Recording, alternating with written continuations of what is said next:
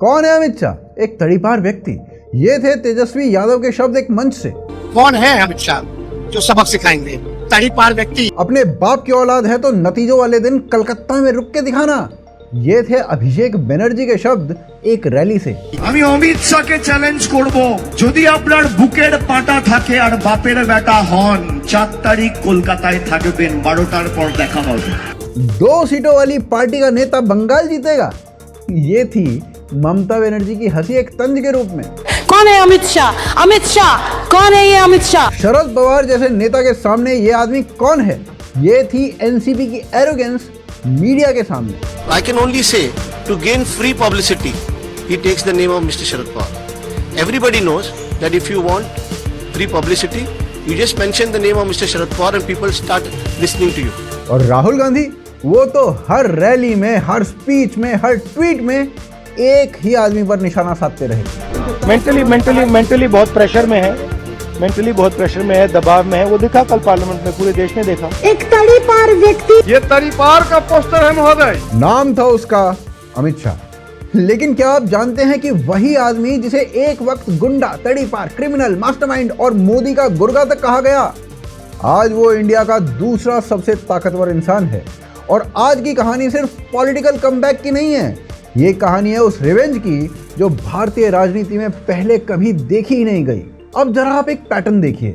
जिस कांग्रेस ने उन्हें जेल में डाला, वो कांग्रेस आज भारत के नक्शे पर सुकड़कर सिर्फ 1-2 राज्य में रह चुकी है। जिस चिदम्बरम ने उन्हें होम मिनिस्टर रहते अरेस्ट करवाया, वो चिदम्बरम खुद तिहाड़ जेल जा चुके हैं। और जिस ममता बनर्जी ने उनका मजाक उड़ाया, उनकी सरकार 2026 में बंगाल से खुद उखड़ चुकी है। और हो सकता है ये सब आपको कोइंसिडेंस लग रहा हो, तो जरा रुकिए, ये कोई कोइंसिडेंस नहीं था। ये एक 16 साल लंबी ठंडे दिमाग से बनाई गई रणनीति थी। आज के इस वीडियो में हम आपको दिखाएंगे कि कैसे एक आदमी जिसे कांग्रेस ने पॉलिटिकल तौर पे खत्म समझ लिया था, उसी ने कांग्रेस को भारत के नक्शे से खत्म कर दिया। और इस कहानी में ना एक ऐसा लेसन, एक ऐसी सीख है जो शायद आपने पहले कभी सुनी ही नहीं होगी। तो चलिए शुरू करते हैं। देखिए, कहानी शुरू होती है जुलाई 2010 से, जब गुजरात में एक दिन सुबह सुबह सीबीआई की गाड़ियां अमित शाह के घर के बाहर आकर रुक जाती हैं। और कुछ ही घंटों में पूरे देश के अंदर न्यूज में एक ही ब्रेकिंग न्यूज चल रही होती है कि गुजरात के home minister Amit Shah arrest हो चुके हैं। Mr. Shah, Amit Shah, being taken into custody by the CBI. This is after he was missing in action for the last few days. He finally surfaced a couple of hours ago in Ahmedabad, and it was only shortly after that. अब जरा आप समझिए कि अमित शाह के ऊपर charges क्या थे। Murder के चार्जेस, किडनैपिंग के चार्जेस, एक्सटॉर्शन के चार्जेस और सबसे बड़े क्रिमिनल कॉन्स्पायरेसी के चार्जेस। और ये कोई हल्के चार्जेस नहीं थे, ये वो चार्जेस थे जो किसी भी राजनीति का पूरा करियर एक झटके में खत्म कर देते हैं। और सीबीआई के अकॉर्डिंग ये मामला था 2005 के सोहराबुद्दीन शेख एनकाउंटर केस का। 2005 में सोहराबुद्दीन शेख नाम का एक गैंगस्टर एक एनकाउंटर में मारा गया था।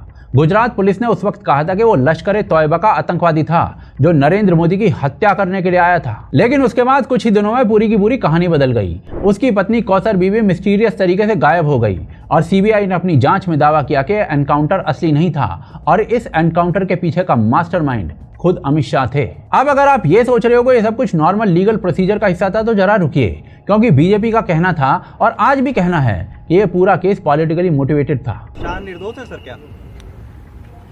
श्री अमित शाह संपूर्ण रूप से निर्दोष हैं। उन पर लगाए गए सारी बातें फैब्रिकेटेड हैं, राजनीति करने के हिस्से से किया गया है। और इस बात की पुष्टि बाद में हुई भी जब 30 दिसंबर 2014 को सीबीआई कोर्ट ने अमित शाह को इस पूरे केस से पूरी तरीके से बरी कर दिया। आज भारतीय जनता पार्टी के अध्यक्ष अमित शाह को बड़ी राहत देते हुए अदालत ने सोहराबुद्दीन फर्जी मुठभेड़ और तुलसी प्रजापति हत्या मामले में उन्हें आरोपों से मुक्त कर दिया। मतलब कि सीबीआई ने जो ड्रैकोनियन चार्जेस लगाए थे वो प्रूव ही नहीं हो पाए। अंततोगत्वा सत्य का ही विजय होता है और मेरे खिलाफ जो चार्जेस लगाए थे सीबीआई ने, मैंने पहले दिन से कहा था झूठे हैं, न्याय की अदालत में टिक नहीं सकते।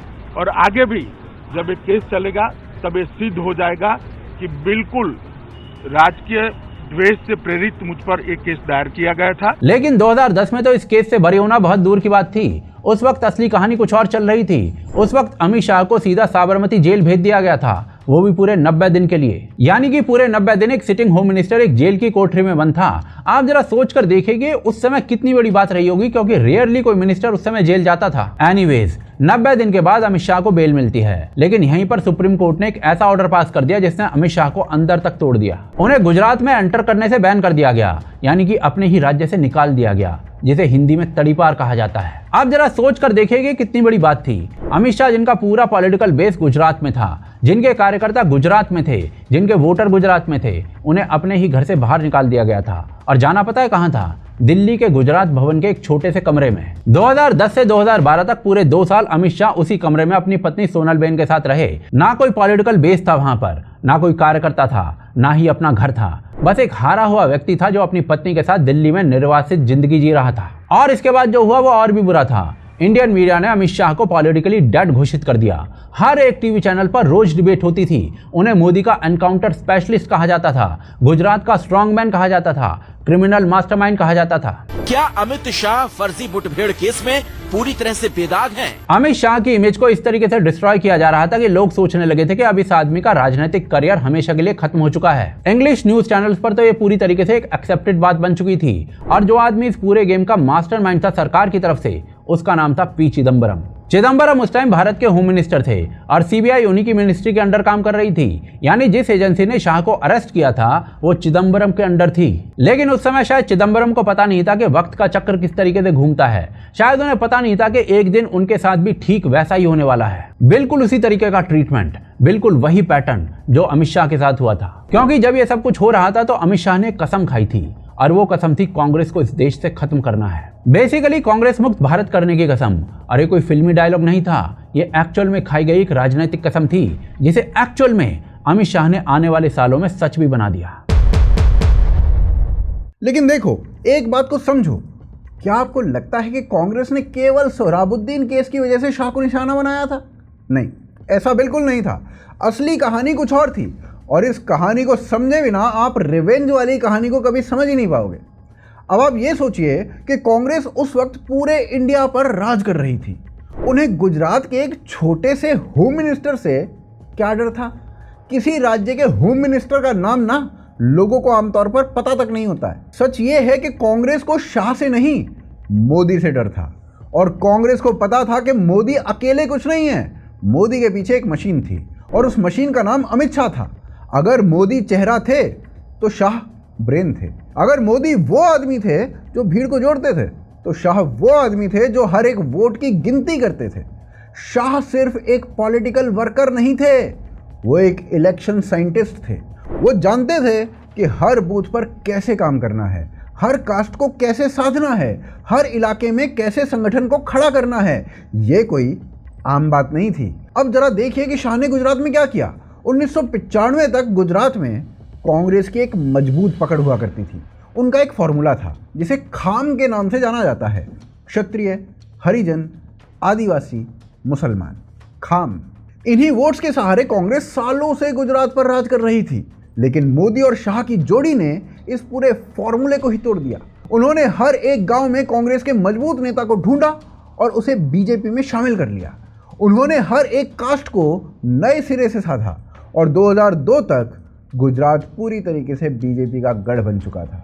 ये सब देखकर कांग्रेस के स्ट्रेटेजिस्ट डर चुके थे। अब उन्हें लगने लग गया था कि अगर मोदी 2014 में पीएम कैंडिडेट बन जाते हैं तो शाह की एक गुजरात वाली मशीन पूरे देश में फैल सकती है, और अगर ऐसा हुआ तो कांग्रेस का खेल हमेशा के लिए खत्म किया जा सकता है।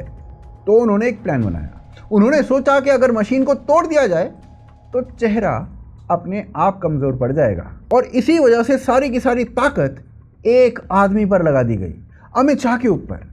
लेकिन यही कांग्रेस ने अपनी सबसे बड़ी गलती कर दी।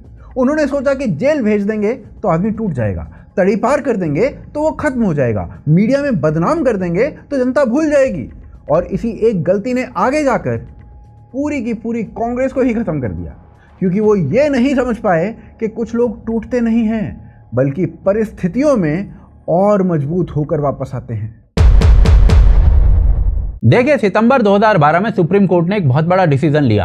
अमित शाह की तड़ीपारी की शर्त हटा दी गई और उन्हें गुजरात लौटने की परमिशन मिल गई। और जब अमित शाह वापस आए तो वो पुराने अमित शाह नहीं थे, वो एक ऐसे आदमी थे जिनके अंदर बदले की आग जल रही थी। और लौटते ही पहला काम पता है क्या किया? नारायणपुरा असेंबली सीट से 2012 का इलेक्शन लड़ा और जीता भी। और जीत भी ऐसी कि गुजरात की जनता ने एक तरीके से सीबीआई की चार्जशीट को खारिज कर दिया था। और यह एक इशारा था कि असली खेल अब शुरू होने वाला है। फिर 2013 का साल आता है, मोदी को बीजेपी का पीएम कैंडिडेट घोषित कर दिया जाता है।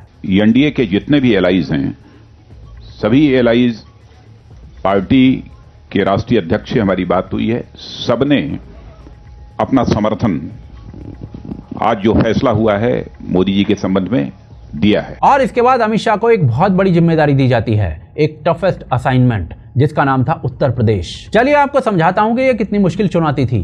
80 लोकसभा सीटें थी, एसपी और बीएसपी का दबदबा चल रहा था, बीजेपी कमजोर थी और कांग्रेस सोच रही थी कि राहुल गांधी यूपी में रिवाइवल कर लेंगे। हालांकि वो अलग बात है कि कांग्रेस आज भी ऐसे सपने देखती है। खैर, ऐसे माहौल में अमित शाह को अकेले यूपी की कमान सौंप दी गई थी 2014 में और उनके पास सिर्फ कुछ महीने थे और तैयार करना था पूरे राज्य को। अब आगे जो अमित शाह ने किया वो किसी पॉलिटिकल टेक्स्ट बुक में नहीं था। उन्होंने पूरे राज्य को 75 जिलों में बांटा, हर जिले की अलग स्ट्रैटेजी बनाई, हर बूथ पर कई कार्यकर्ता बिठाए, पन्ना प्रमुख बनाए गए और हर पन्ना प्रमुख को 60 वोटर्स के लिए जिम्मेदार बनाया गया। इसके बाद अमित शाह ने कास्ट अर्थमेटिक्स को एक नई तरीके से समझा, नॉन यादव ओबीसी को अपनी तरफ किया, नॉन जाटव दलित को अपनी तरफ किया और हिंदू कंसोलिडेशन की रणनीति बनाई। और इसी के साथ साथ मोदी के ब्रांड को यूपी के हर गांव तक पहुंचा दिया। इसके बाद जब मई 2014 में रिजल्ट आया तो बीजेपी ने 80 में से 71 सीटें जीत ली थी, एनडीए ने कुल 73 सीटें जीती थी और कांग्रेस वो सिर्फ 2 सीटों पर सिमट कर रह गई थी। यह मॉडर्न इंडियन हिस्ट्री का सबसे बड़ा पॉलिटिकल अपसेट था।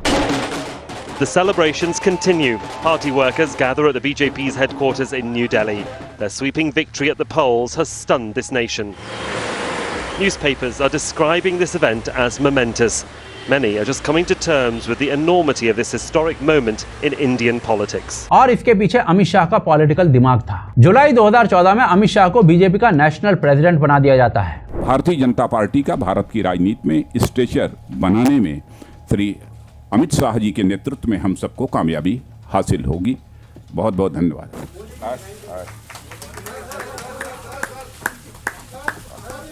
अब जरा आप सोचिए कि 4 साल पहले जो आदमी जेल में था, क्रिमिनल एलिगेशंस को फेस कर रहा था, अपने ही राज्य से तड़ीपार था, वो आदमी आज दुनिया की सबसे बड़ी पॉलिटिकल पार्टी का अध्यक्ष बन गया था। ये कमबैक नहीं था, ये रिसर्जेंस था और अमित शाह अपनी कसम नहीं भूले थे, कांग्रेस मुक्त भारत वाली कसम। और इसीलिए अब उन्होंने एक के बाद एक राज्यों के चुनावों पर हमला करना शुरू कर दिया। हरियाणा में पहली बार बीजेपी की सरकार बनी, महाराष्ट्र में दशकों बाद वापसी हुई, झारखंड में भी जीत मिली और सबसे बड़ी बात, आसाम में 2016 में तरुण गोगोई की 15 साल पुरानी कांग्रेस सरकार को उखाड़कर फेंक दिया। यह आसाम था जहां कांग्रेस सालों से राज कर रही थी और शाह ने वहीं से कांग्रेस को निकाल कर फेंक दिया। यानी कि एक के बाद एक तीर निशाने पर लग रहे थे। और फिर 2017 में यूपी में हिस्टोरिक मैंडेट आया, 403 में से 312 सीटें बीजेपी जीत गई राज्य के चुनाव में। इसके बाद 2018 में भी त्रिपुरा में 25 साल पुराने लेफ्ट फ्रंट का राज खत्म हुआ और इसके बाद नॉर्थ ईस्ट के भी हर राज्य में बीजेपी या उनके साथियों की सरकार एक के बाद एक बनती चली गई। कांग्रेस के किले गिरते जा रहे थे और इस तरीके से जो पार्टी कभी पूरे देश पर राज करती थी वो अब सिकुड़ रही थी। 2014 में कांग्रेस सिर्फ 44 लोकसभा सीटों पर सिमटी थी, 2019 में 52 पर और दोनों बार वो अपना खुद का लीडर ऑफ ऑपोजिशन भी नहीं चुन पाई थी, क्योंकि उसके लिए कुल सीटों का 10% चाहिए होता है और कांग्रेस के पास वो भी नहीं था। ये सब कुछ बहुत तेजी से हो रहा था, लेकिन अमित शाह भी रुकने वाले नहीं थे, क्योंकि असली बदला तो अभी शुरू भी नहीं हुआ था। और फिर आया वो मोमेंट जिसका अमित शाह को कई सालों से इंतजार था। मई 2019, नरेंद्र मोदी दोबारा पीएम बनते हैं, अमित शाह को बनाया जाता है इंडिया का होम मिनिस्टर। अब आप सोचिए कि कितना दिलचस्प मूवमेंट था। यह वही पद था जो कभी पी चिदम्बरम के पास था, वही पद जिसकी निगरानी में अमित शाह को अरेस्ट करवाया गया था और अब वही पद खुद अमित शाह के पास था। वही ऑफिस, वही पार्स, वही जिम्मेदारी, बस इंसान बदल चुका था। यह भारतीय राजनीति का सबसे बड़ा पोएटिक जस्टिस था। लेकिन अभी कहानी खत्म नहीं हुई थी। अगस्त 2019 में जो हुआ वो किसी फिल्म की स्क्रिप्ट से कम नहीं था। पी चिदम्बरम को INX मीडिया केस में अरेस्ट कर लिया जाता है। सीबीआई और ईडी वही एजेंसीज जिन्होंने एक वक्त शाह को निशाना बनाया था, अब चिदम्बरम को निशाना बना रही थी। और सबसे बड़ी बात, चिदम्बरम को 106 दिन तिहाड़ जेल में बिताने भी पड़े थे। दिल्ली हाई कोर्ट ने उनकी एंटीसिपेटरी बेल भी रिजेक्ट कर दी थी। यानी आप पैटर्न देखो, 2010 में चिदम्बरम होम मिनिस्टर थे और अमित शाह जेल में थे। 2019 में अमित शाह होम मिनिस्टर थे और चिदम्बरम जेल में थे। बिल्कुल वही ट्रीटमेंट, बिल्कुल वही पैटर्न। इंडियन पॉलिटिक्स ने ऐसा रिवर्सल पहले कभी देखा ही नहीं था और जो प्रण अमित शाह ने साबरमती जेल से लिया था वो अब हकीकत बन रहा था। लेकिन अमित शाह सिर्फ चिदम्बरम तक नहीं रुके। अगस्त 2019 में उन्होंने आर्टिकल 370 खत्म कर दिया, जम्मू और कश्मीर को नए सिरे से ऑर्गेनाइज कर दिया। ये कांग्रेस की 70 साल पुरानी पॉलिसी को एक झटके में मिटा देने जैसा था। फिर सीएए पास हुआ, ट्रिपल तलाक खत्म हुआ, राम मंदिर का रास्ता प्रशस्त हुआ। हर एक डिसीजन, हर एक पॉलिसी कांग्रेस की लेगेसी को धीरे धीरे डिमोलिश कर रही थी। और इसी बीच आया 2024 का महाराष्ट्र इलेक्शन। यहां अमित शाह ने एक और पुराना हिसाब बराबर किया। याद कीजिए, शरद पवार ने कई बार अमित शाह को छोटा दिखाने की कोशिश की थी। जनवरी 2025 में शिरडी के मंच पर अमित शाह ने जवाब दिया। उन्होंने सीधे शरद पवार का नाम लेते हुए कहा, उनकी जो दगा फटका वाली जो राजनीति है ना, उसको 20 फुट जमीन में दफन कर दिया है हमने। महाराष्ट्र में बीजेपी लेड एनडीए ने 230 सीट्स जीती। शरद पवार की एनसीए बिखर चुकी थी। उनके भतीजे ने पार्टी पर कब्जा कर लिया था। एक पॉलिटिकल फैमिली जो दशकों से महाराष्ट्र पर राज कर रही थी, खत्म हो चुकी थी। यहाँ पर बिहार का जिक्र करना भी जरूरी है। यहाँ तेजस्वी यादव, जिन्होंने शाह को बहुत मॉक किया, वो हार चुके थे। एनडीए ने बिहार में फिर से सरकार बना ली थी और एक के बाद एक हर वो आदमी जिसने अमित शाह का मजाक उड़ाया था, राजनीतिक तौर पर खत्म होता जा रहा था। लेकिन अमित शाह का सबसे बड़ा, सबसे लंबा और सबसे पर्सनल रिवेंज वो तो अभी बाकी था। वो था वेस्ट बंगाल। 12 साल पहले 30 नवंबर 2014 को अमित शाह ने कलकत्ता के विक्टोरिया हाउस के सामने एक कसम खाई थी। वो थी टीएमसी को बंगाल से उखाड़ फेंकेंगे। उस वक्त ममता बनर्जी हंसी थी। उन्हें लगा था ये 2 सीट वाली पार्टी ये क्या ही कर लेगी। लेकिन अमित शाह भूले नहीं थे। 9 साल में उन्होंने बंगाल में 81,000 किलोमीटर की यात्रा की, 117 पब्लिक इवेंट किए, 172 ऑर्गेनाइजेशनल मीटिंग्स की। उन्होंने हर बूथ पर एक पन्ना प्रमुख लगाया, हर गांव में बीजेपी का कार्यकर्ता तैनात किया। ये कोई कैंपेन नहीं था, ये एक तपस्या थी।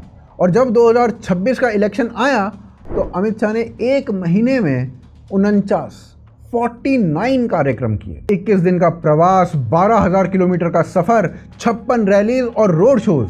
और जब रिजल्ट आया तो बंगाल की पूरी राजनीति बदली हुई थी।